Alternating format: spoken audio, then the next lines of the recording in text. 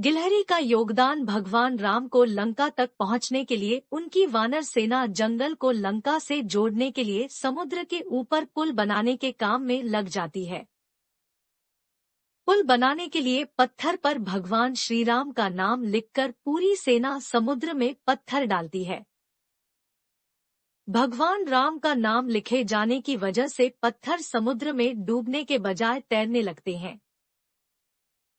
यह सब देखकर सभी वानर काफी खुश होते हैं।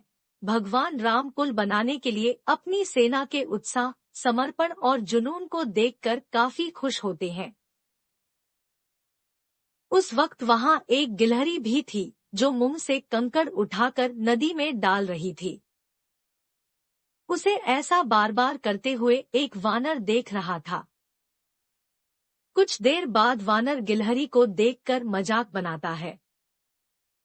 वानर कहता है, हे गिलहरी, तुम इतनी छोटी सी हो, समुद्र से दूर रहो। कहीं ऐसा न हो कि तुम इन्हीं पत्थरों के नीचे दब जाओ। यह सुनकर दूसरे वानर भी गिलहरी का मजाक बनाने लगते हैं। गिलहरी यह सब सुनकर बहुत दुखी हो जाती है। भगवान राम भी दूर से यह सब होता देख रहे थे। गिलहरी की नजर जैसे ही भगवान राम पर पड़ती है, वो रोते रोते भगवान राम के समीप पहुंच जाती है और परेशान गिलहरी श्री राम से सभी वानरों की शिकायत करती है। तब भगवान राम खड़े होते हैं और वानर सेना को दिखाते हैं कि गिलहरी ने जिन कंकड़ों व छोटे पत्थरों को फेंका था, वो कैसे बड़े पत्थरों को एक दूसरे से जोड़ने का काम कर रहे हैं। भगवान राम कहते हैं, अगर गिलहरी इन कंकड़ों को नहीं डालती तो तुम्हारे द्वारा फेंके गए सारे पत्थर इधर उधर बिखरे रहते। ये गिलहरी के द्वारा फेंके गए पत्थर ही हैं, जो इन्हें आपस में जोड़े हुए हैं।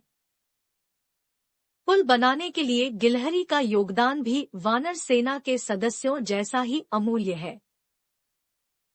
इतना सब कहकर भगवान राम बड़े ही प्यार से गिलहरी को अपने हाथों से उठाते हैं। फिर गिलहरी के कार्य की सराहना करते हुए श्री राम उसकी पीठ पर बड़े ही प्यार से हाथ फेरने लगते हैं। भगवान के हाथ फेरते ही गिलहरी के छोटे से शरीर पर उनकी उंगलियों के निशान बन जाते हैं। तब से ही माना जाता है कि गिलहरियों के शरीर पर मौजूद सफेद धारियां कुछ और नहीं बल्कि भगवान राम की उंगलियों के निशान के रूप में मौजूद उनका आशीर्वाद है।